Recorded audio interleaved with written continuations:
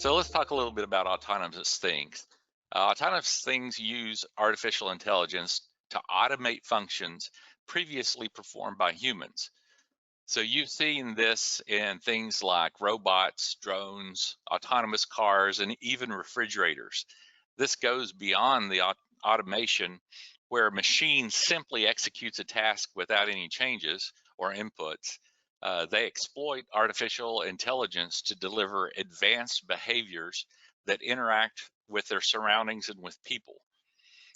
We're familiar with the Internet of Things, IoT, and the input that's being fed from all of those sensors.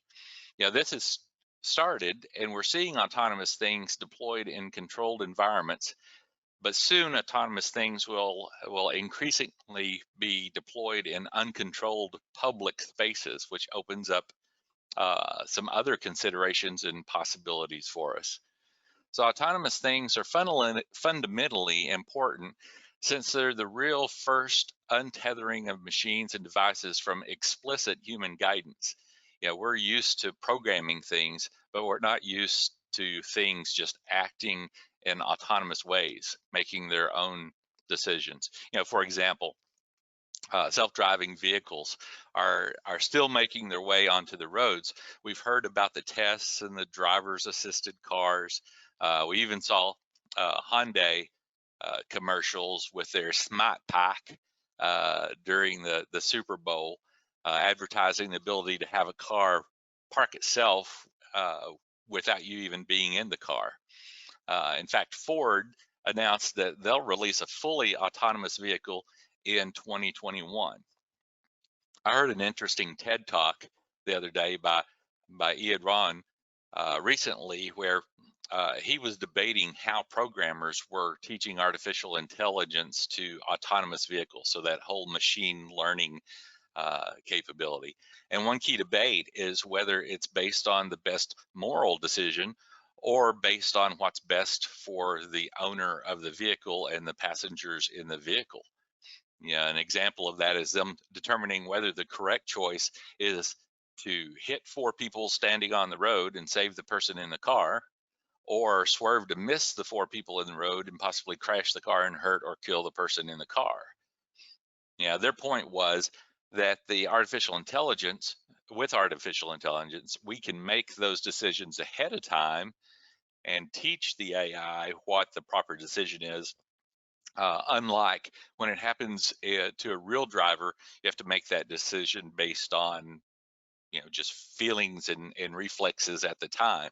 But the decision that we make, that we teach the machines, really has to be something, in this case, that's adopted by society, because you don't want to have, or maybe we do want to have, the flexibility of when you buy one of these autonomous cars, you get the package that will save your life, or the package that will always do the best moral decision. So that's a big philosophical topic that you can spend some time thinking about. We also hear of delivery drones like Amazon's Prime Air to get packages to customers in 30 minutes or less using unmanned aerial vehicles. We saw the first delivery happen in the UK back in December last year, and now it's moving into a full test. Once they're successful, Amazon expects to begin to roll this out in major population centers. Lastly, I'll mention refrigerators that read the barcodes of these items that you put in and take out of the fridge. Then it can make decisions based on your usage patterns when ordering the groceries. Maybe it sees that you like certain yogurts, but rarely use grape jelly. So they increase the number of yogurts, especially the ones you tend to eat first, and minimize the grape jelly by only keeping a small container or none at all. While widespread adoption of autonomous things like this hasn't really occurred yet, there are indications that it's coming soon.